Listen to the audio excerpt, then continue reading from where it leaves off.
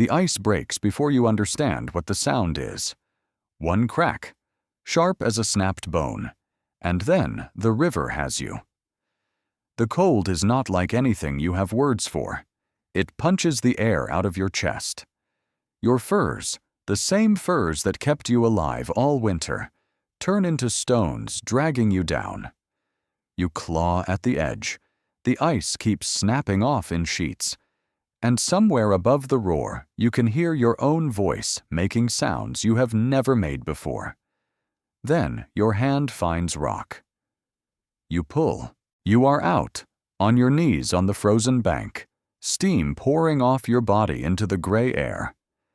And this is the moment you understand the real problem. Not the river. The river already let you go. The problem is that you are soaked to the skin in a world far below freezing. Your hunting party is 2 days behind you. The storm has erased your tracks, and nobody knows where you are. 30,000 years ago, this was the most dangerous situation a human being could possibly be in, alone. Because here is the truth. This whole video is about your ancestors were frighteningly good at surviving almost everything as a group. Alone was different. Alone, the numbers turned against you within hours. Today, we find out if you make it, and exactly what it took when a human being had to survive the Ice Age with no one. If you want more of this brutal world, a like and a subscribe genuinely help a small channel like this one. First, know the clock you are on. Your body keeps 3 timers, and people who live close to death know them by heart. Cold can finish you in 3 hours. Thirst takes about 3 days. Hunger needs 3 weeks. Everyone worries about food. Food is the last thing that will kill you. Right now, soaked at the edge of that river, your timer is the short one. 3 hours, maybe less. So forget everything except one word: dry. You wring the water from your furs with shaking hands because wet clothing does not warm you, it robs you. Water pulls heat from your body many times faster than air. A soaked hunter in furs freezes quicker than a dry one with almost nothing. Your fingers are already clumsy wooden things that fumble everything they touch, and that scares you more than the cold itself, because fingers are your tools, and your tools are your life. Fire, then. Except no. And this is where your ancestors were smarter than the survival fantasy in your head. You imagine a caveman would just make fire. 2 sticks, some sparks, flames.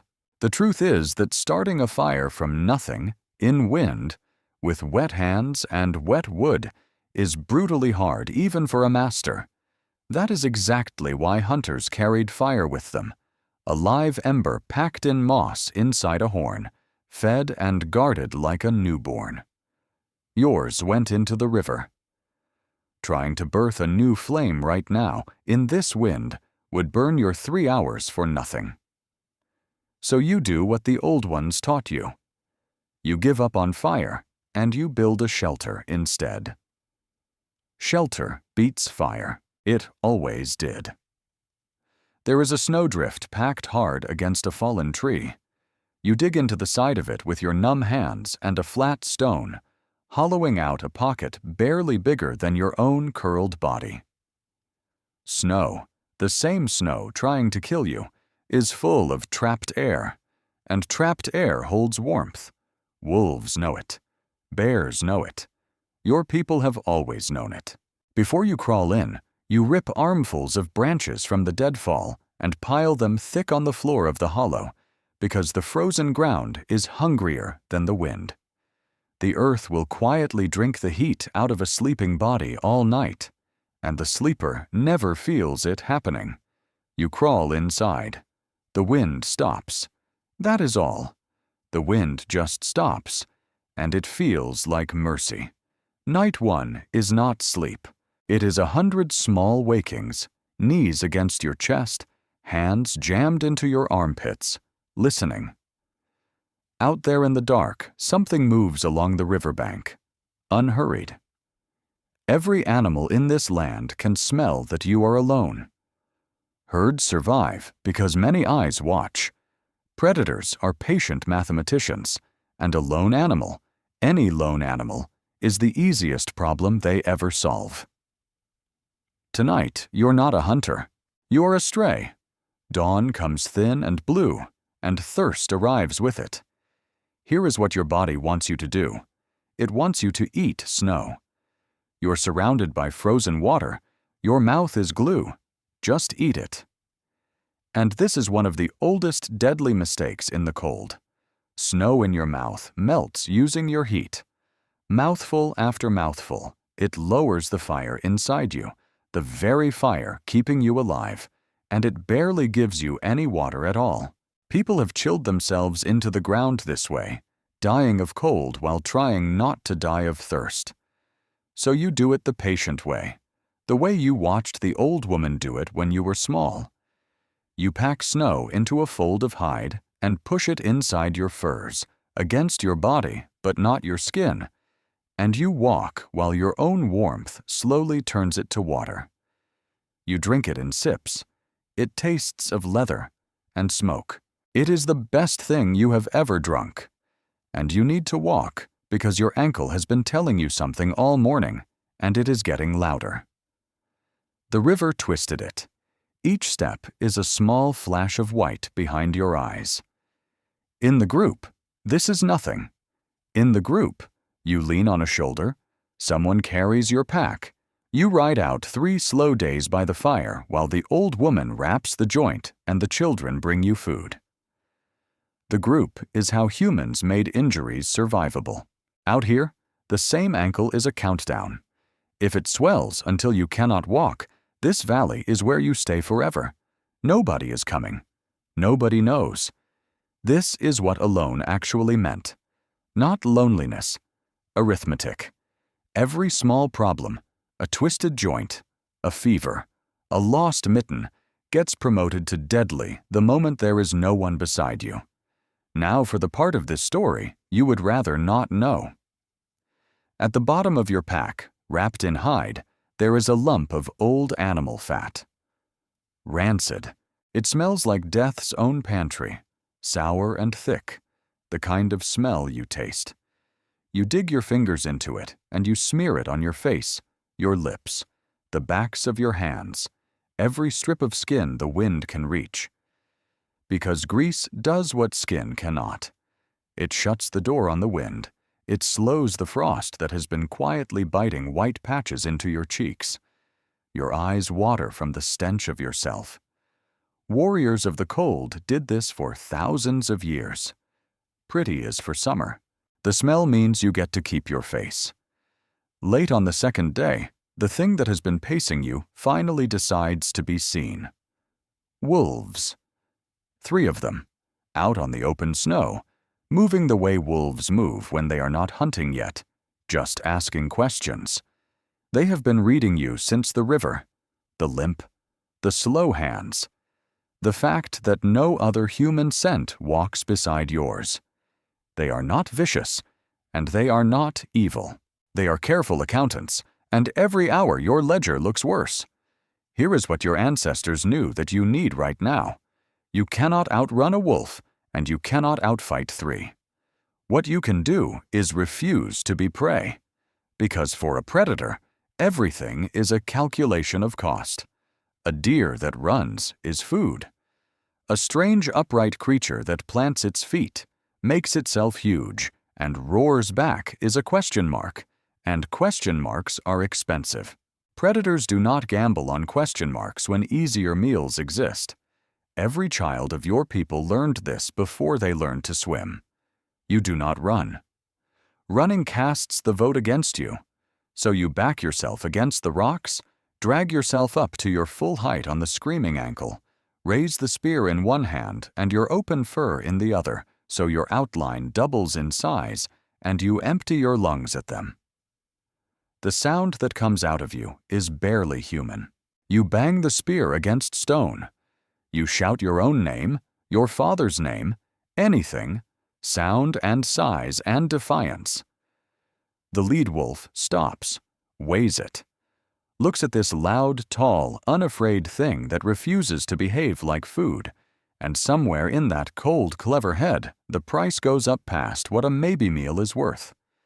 The three of them turn, unhurried, dignified, and drift back into the falling light like smoke. You stay standing until they are gone.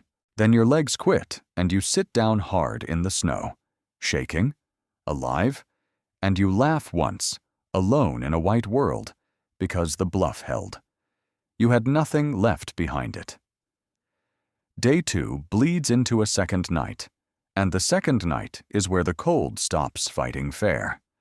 Because deep cold does not finish people with pain, it finishes them with comfort. There comes a point when the body's fire burns low enough that the shivering simply stops. It feels like relief. It is the opposite. It is the body giving up the fight.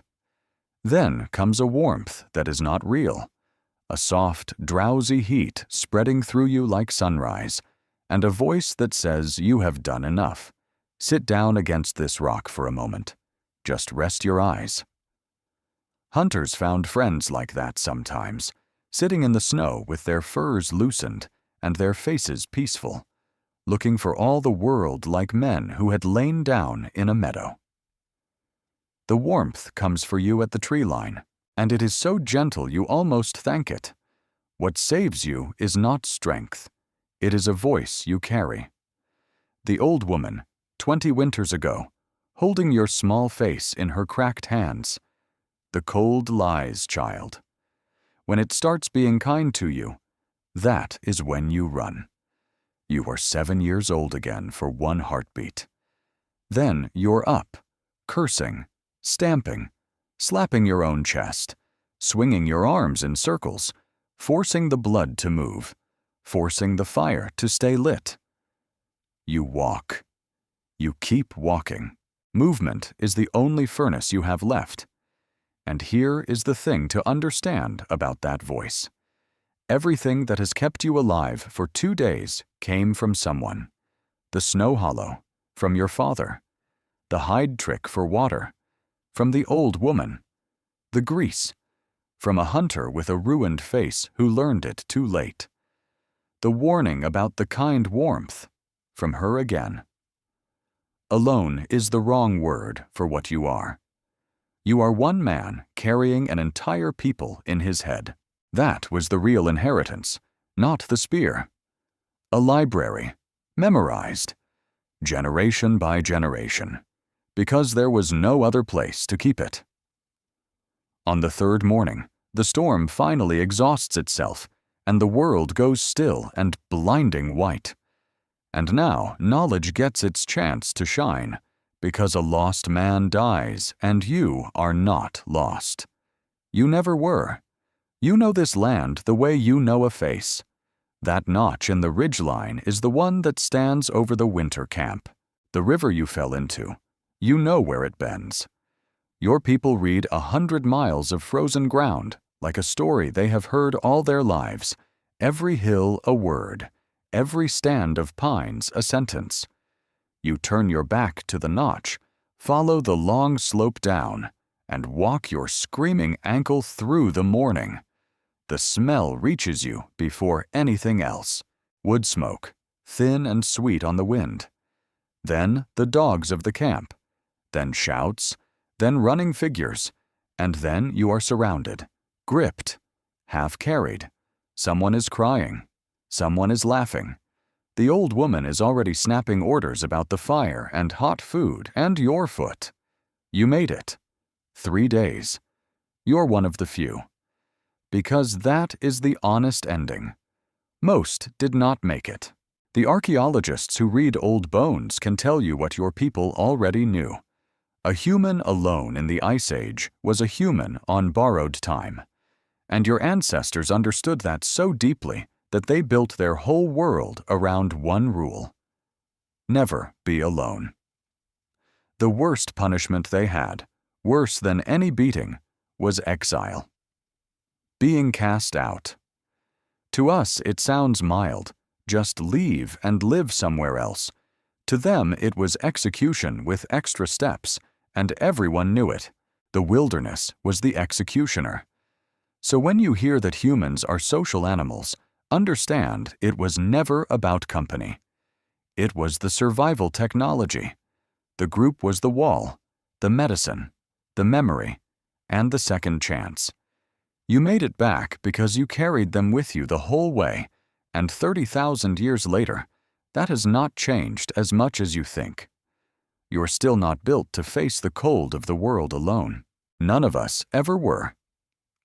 Next time, we walk back into the Ice Age to pull apart another piece of how your ancestors actually lived. Until then, stay warm, stay close to your people, and if this story gripped you, you know what helps the channel. See you in the next one.